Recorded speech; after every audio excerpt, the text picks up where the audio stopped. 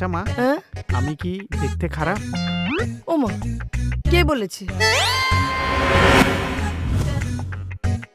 3-3বার fail করার পর তোর কি একটুও লজ্জা নেই? কত কবি মহাপুরুষ 3-4বার ফেল করার পর তবে পাশ করেছে। আজ আবার তোমাকে দেখে আমার কি যে আনন্দ লাগছে। আমার দাদার সাথে তোমার দিদির লাইনটা যদি ক্লিয়ার করে দিই, তাহলে তোমার আমার লাইনটাও ক্লিয়ার হয়ে যাবে। I love you Urmi.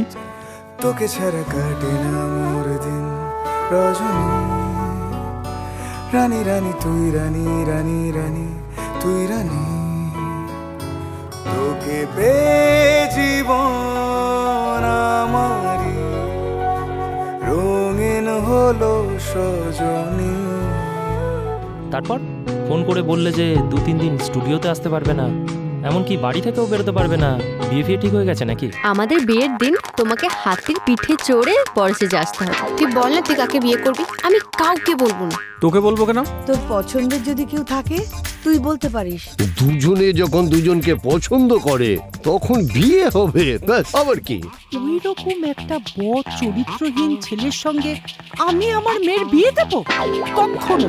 নিঃশ্বাসে শুধু তুমি, বিশ্বাসে শুধু তুমি, নিঃশ্বাসে শুধু তুই, বিশ্বাসে শুধু তুই, এই পৃথিবীতে তোকে ছাড়া চাইছি না তো আর কিছুই, আমার মনের মাঝে তুই। পথের কাঁটা কিভাবে সরাতে হয় তা আমার খুব ভালো করে জানা আছে। শোনো, এখন থেকে কিন্তু তুই রাস্তা একা বেরোবি না। মহৎ লোকের ছেলে হয়ে রাকেশ চৌধুরী রাস্তাঘাটে মেয়েদের টিটকিরি শ্লীলতাহানির চেষ্টা করে। আমার ছেলে এসব কাজ করছে। আমার কাজে যে বাধা দিতে আসবে তাকে আমি একদম সোজা উপরে পাঠিয়ে দেব। জীবনে যত চাওয়া পাওয়া তারই মাঝে হারিয়ে যাওয়া। আমার নাম রাজেশ, আমার নামে বাঘে গরুতে এক ঘাটে জল খায়।